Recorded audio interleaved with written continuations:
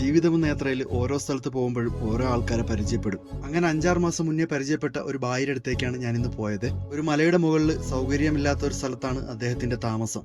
കിടക്കാൻ നല്ലൊരു റൂമില്ല. അദ്ദേഹം താമസിക്കുന്നത് ഒരു ടെന്റിനുള്ളിലാണ്.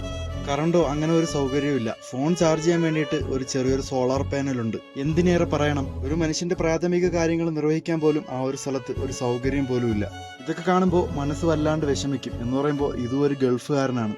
അവിടെ എത്തി എൻ്റെ കയ്യിലിരുന്ന സാധനങ്ങളൊക്കെ അദ്ദേഹത്തിന് കൊടുത്തപ്പോൾ വലിയ സന്തോഷമായിരുന്നു. ഈ സാധനങ്ങൾ എന്നെ ഏൽപ്പിച്ചത് ഒരു ഉമ്മായാണ്, മരണപ്പെട്ടു പോയ മകന് വേണ്ടിയിട്ട്. എന്തായാലും ആ മകന്റെ ഖബർ വിശാലമാക്കട്ടെ പടച്ചവൻ. ഇതിന്റെയൊക്കെ പ്രതിഫലങ്ങൾ ആ മകന് കിട്ടട്ടെ. നല്ലൊരു കാറ്റടിച്ചാൽ ആ ടെന്റ് കീറിപ്പറഞ്ഞു പോകും. അതുപോലെ തന്നെ ഇഴജന്തുക്കൾ ഒരുപാടുള്ള ഒരു സ്ഥലം. ഈ ഒരു സ്ഥലത്ത് അദ്ദേഹം എങ്ങനെ പിടിച്ചു നിൽക്കുന്നു എന്ന് കേട്ടാൽ എനിക്കറിയത്തില്ല. ഒരുപക്ഷെ അദ്ദേഹത്തിന്റെ വീട്ടിലെ ബുദ്ധിമുട്ടുകളായിരിക്കണം ഇങ്ങനെ പിടിച്ചു നിൽക്കാൻ കാരണം. ആ ടെന്റിനകത്ത് ചെറിയൊരു ഗ്യാസും കുറച്ച് പാത്രങ്ങളൊക്കെ ഉണ്ട്. അല്ലാണ്ട് ആഹാര സാധനങ്ങളൊന്നും അവിടെ ഇല്ല. ആ ബായ് കഴിച്ചില്ലെങ്കിലും കുടിച്ചില്ലെങ്കിലും എന്ത്, കിളികൾക്കുള്ള ആഹാരങ്ങളും വെള്ളങ്ങളൊക്കെ അവിടെ കൃത്യമായിട്ട് വെക്കുന്നുണ്ട്.